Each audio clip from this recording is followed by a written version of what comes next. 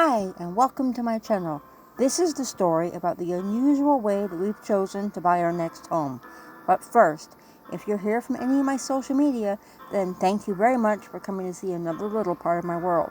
Hopefully, I don't chicken out and delete this because I'm extremely nervous to even post this. If you've come here randomly, then also hi. I hope you stick around as I start this new adventure and step way out of my comfort zone to share it with you here. As some of you know, I currently live in Connecticut with my husband, our 3 Great Danes, a bunch of chickens, and a parrot. We've been looking to get out of the New England area for a few years now, and it hasn't been going very smoothly. People our age generally start to downsize. Once the kids are all grown up and out on their own, the parents tend to sell off the big family home and start looking for something smaller and more manageable.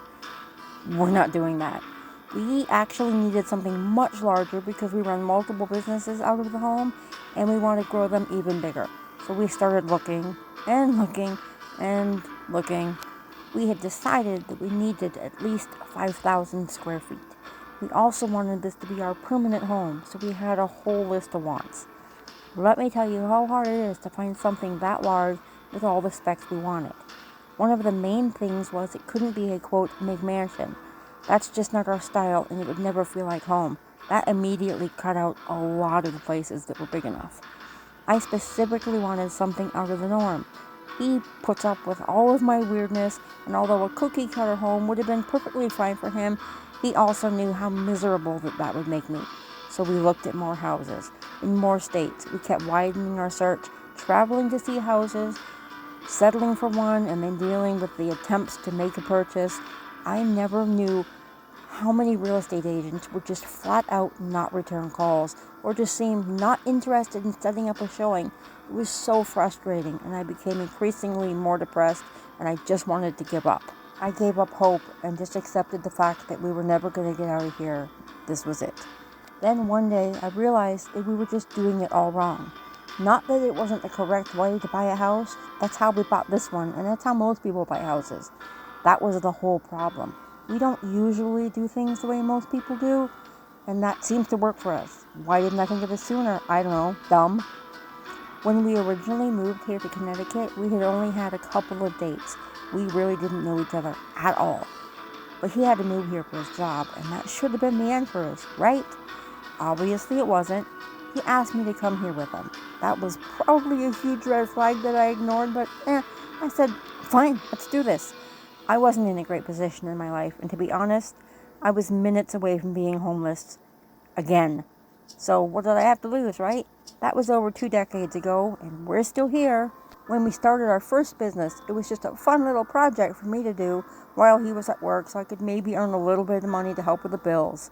It quickly became way more than that, and in just a few weeks, he walked out of that amazing job that brought us here, and we both worked together in a very small room in the small house that we had bought. A few years later, a pipe burst in our kitchen wall and destroyed the kitchen. When we needed to fix it, we decided maybe rather than just fix the pipe and the kitchen, let's renovate the entire house. We'll add a few more rooms, we'll add a huge studio, we'll basically double the size of the house. We couldn't afford it, but we kind of had this little joke that, it's just money, we'll make more. So we did. We have many more stories like that in the last 20 years, but that's basically how we've lived our life. We'll figure it out later. So, all that to say, we work better in chaos and impulse. So when I realized that we were breaking our own pattern by planning this all out and doing it all the normal way, I came up with a wild idea. And as I've said, he tends to put up with my wild ideas.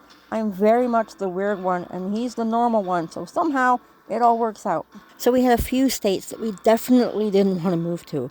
The remaining states, we wrote each one on a piece of paper and put them into a little cauldron, mixed them all up, and drew 3 out. Those were the 3 states we had to choose from. We spent a few days looking around online and found a few places in each state that were big enough for our needs and that had been on the market for a while, so it seemed like nobody else wanted them. One of those was going to be our next home. Once we had a little pile of places picked out, we called realtors in the areas, and whichever one replied first is where we were going to try first. One of them replied very quickly, and we set up viewings for several of the places we found in that state. A week later, we made bids on 2 of them. One is an investment property, and one is going to be our next, but temporary home. It's not a McMansion. It's not glamorous at all, and it's not even close to what we originally were looking for. It's ugly, it needs a lot of work, but it will allow us to grow and take a step out of here while we continue to look for our perfect home. The only rules we gave ourselves was that it had to be over 5,000 square feet. It had to have room for all of our animals, and it wasn't a typical house. I'll be making a house reveal video soon. Until then, thank you for watching.